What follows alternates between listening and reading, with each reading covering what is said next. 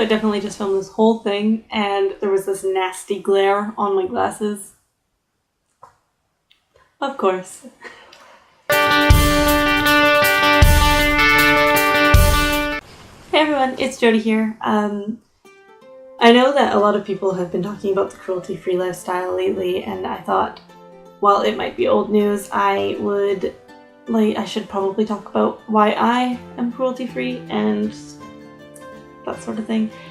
I know there's a lot of videos going around YouTube that do already explain this, that give other people's reasonings, so I thought maybe I would help to further the education on the whole animal testing cruelty-free thing by telling my own story and, you know, getting it out there again.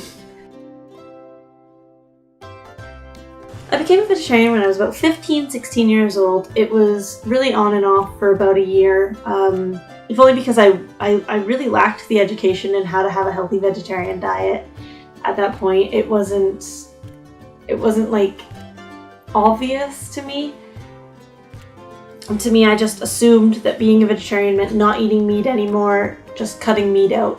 Didn't mean finding alternatives, it didn't mean like still getting your proper nutrients, it was just cutting out meat. And so it worked on and off until I realized this about a year-ish after I made the decision. And I started to learn more about like alternative foods and stuff like that. So like tofu, soy protein, all of that sort of thing. And actually eating, like cooking and eating vegetables properly, making meals for myself. So it did take about a year after I decided to become a vegetarian to fully become a vegetarian, but it's been over a decade now. I'm doing quite well, I think. So I became a vegetarian, and to me that was a lot about like animals and protecting animals, thinking that myself as a vegetarian would help to save more animals, which, I mean, maybe it does, because that's like one less person in the world eating the meat. But I mean, at this point in my life, I know it's a lot more to do with not only just like saving animals, but also health reasons, because I feel like it's a healthier alternative for myself. And just like, I don't want to eat meat. I don't like to eat meat. I don't really remember enjoying very many meats. At that point in my life, I wasn't really aware of the whole animal testing, cruelty-free like thing. That was a slash, by the way. But I wasn't really aware of the whole thing. I didn't realize that there were companies that sell in China that have to test on animals or anything like that. Just because it just wasn't anything. At that point, I hadn't bought my own like toiletries, so I just went with what my parents bought. I just bought what I liked. I bought what I liked and what worked. And I know that sounds awful, but I didn't know. I wasn't educated in it. And that's what it all comes down to, is the education, right? So at one point in my life, I had started a new job, and there was a lady that I worked with who was exceptional. She was a vegetarian.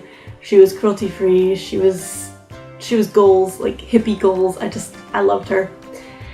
And she explained to me a lot of the times, like, oh, you can't use this, like, I can't use this company because they test on animals. And that's when it started to, like, make sense in my head that there were companies that did test on animals. I was aware of it. I'd love to say that at that point I said, whoa, I'm going to stop using these products. I didn't realize they tested on animals. But I didn't. I didn't stop. Because they were inexpensive, they were what worked for me. I feel awful. It's just that I was starting to get the education, but I wasn't working with it because I was so wrapped up in school and work and trying to have a life and trying to save money so I could travel the world. Like, that's where I was at that point. So I didn't switch, which I should have, and I'm aware of that now. And I went on like that for quite some time, because it wasn't until 2016, really recently, that I realized, hey, I should make this switch, which has a lot to do with the fact that when I moved to Scotland in October of 2015, got a job at Superdrug, which for all of my Canadian family and friends, that is, it's a shop slightly like Shoppers Drug Mart. It turned out that all of their own brand stuff was cruelty free, which really shocked me because it was all inexpensive. It was decent looking. I gave it a try and didn't find any issues with it. I love the shampoo. I love the face wash, and that's another thing. I moved over here, started this job at Superdrug, bought this face wash, and it does just as well as the really expensive face wash I was using back home that is from a company that tests on animals. How does that make sense? So, bought this face wash, bought all the shampoo, bought what I could, tried it out, loved it. And for the most part, that's what I used because it was inexpensive, it was cheap, and it worked well. That's my life, isn't it? So I was halfway there, but without realizing I was halfway there. Does that make sense? Midway, a couple months into 2016, somebody at work brought out a list that was a list of cosmetic companies that do test on animals and a list of cosmetics companies that we sell that don't test on animals. And I was looking at these lists and I'm like, well, I use that brand, I use that brand, I use that brand, and these all test on animals. What am I doing with my life? And that's when it clicked. Why would I want to put something that has been harmful to an animal for testing purposes on my own skin? Why would I want to do that? And that was when I became aware of the fact that I needed to make a change in my life, and I needed to do it quickly. I started to test out products that we sold that were on the cruelty-free list, products that we sold that were not too expensive because, again, I wanted to maintain an inexpensive lifestyle. That's just me. That's who I am. I'm a frugal person.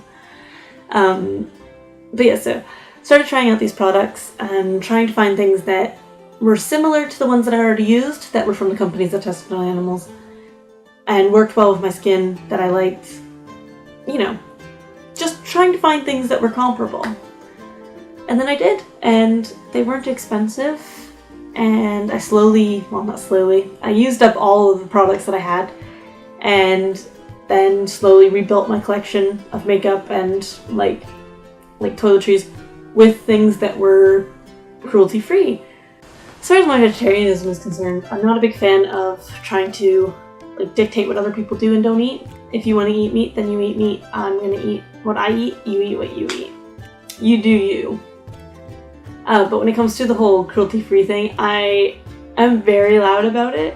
I oftentimes work in the cosmetics department of my shop, and people are always asking me questions about different products and different brands. And the moment somebody asks me a question about something that's in one of the cruelty-free brands, I'm instantly like, just so you know, this brand is cruelty-free. That's a plus. You should buy from them. But that said, if somebody is looking at, say, L'Oreal or Max Factor or a stand like that, I'm not going to go up to them and be like, don't buy that. That's me whacking it out of their hands, by the way. I'm not going to be like, don't buy that. They test on animals. Because whatever, you want to do that, you do that. I'll let you know. I will let you know that there are better alternatives, in my opinion, if you ask my opinion. And I will 100% always answer questions about it. So if you came up to me and you were like, hey, is this mascara good? I'll be like, I don't really know because I don't use it because it's not cruelty-free, but I can show you one that I do use that is cruelty-free, that is exceptional, depending on what you're looking for, volume, length, whatever. And nine times out of 10, people will be like, oh no, I'm going to stick with this one.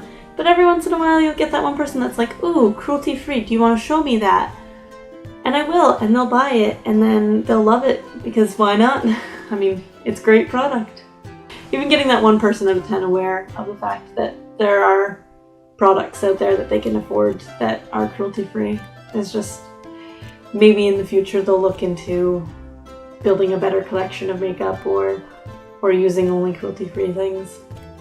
And I'm pretty excited about that. I'm pretty excited that it's become such a movement that other people are doing it, and that maybe, just maybe, in doing it, the companies will realize maybe we should stop testing on animals. Maybe we should leave the bunnies alone. Maybe we should not put eyeliner on beagles. I have a beagle, so that's a very important one to me, and yeah. So. That's a down note. Anyway, so that's my story, and if I missed anything, go ahead and ask me a question in the comments section, and I will get back to you ASAP with an answer. If you have any questions on how to become cruelty-free or anything like that, you want any advice on products, don't hesitate to ask me. I'd love to give you an answer. A couple of quick notes. I have quite a busy couple of weeks coming up. I finish work on Friday, which is good because that gives me the week to sort of sort everything for the big move. We fly from Glasgow to Halifax on the 25th of September at like 9:30 in the morning, so super early. Direct flight, which is awesome. Thank goodness for WestJet. 6.5 hours, I think, something like that. Then it's like a 4-hour drive from Halifax to St. John. No big deal. At least we'll be off a plane and more comfortable than in plane seats, in my opinion. I'll get to see my mom. I'll get to see my stepdad. I'll get to see my family, my dog, my cat, everyone, and I'm kind of excited about that. I mean, I am really excited about that. I'm not kind of excited about that. So that's the big thing. So next week is me like sort of sorting everything out for that. And then on the 16th, we are flying at like 6:30 in the morning to Vienna. We're going on holiday, a little bit, cutting it close I think, but we're going to visit some friends in Vienna, and then we're going to Prague for my birthday. So we're gone for 6 days, and then we have like 3 days left before we move to Canada to get everything ready. So that's why I'm getting stuff ready this week. That was a really roundabout way of explaining that, wasn't it? As far as videos are concerned, I have a bit of a schedule set up now, which is good. While we are leaving on Saturday next week, I do have a video for the Sunday, so don't worry, there will still be a video updated or uploaded. Hopefully on time. We'll see how my phone internet works while I'm in Vienna. So I think that's pretty much it. When we get back home, we're going to do a few cool things. We have to look for jobs. We have to do that, get all that boring stuff, banking and settling in. But we're going to PEI for the weekend that we get back, which I'm excited about because I haven't been since I was a little kid. I just rewatched the 1985 miniseries of Anne of Green Gables in preparation, even though the whole PEI trip was just finalized like today. So, yay! But yeah, so I'm gonna film all that. I'm gonna try to film all of my holiday in Vienna and in Prague, and post all that up. Give you some good things to watch. I will finish off my 25 facts about me video, or 50 facts about me, the second half of that by mid-October. That's the plan, so you don't have to wait much longer than that. I've just had a few more exciting things going on that I thought were more relevant to post. Ow! So if you like this video, please give it a thumbs up. If you want to see more, definitely subscribe and come back and see more. And thank you. Bye!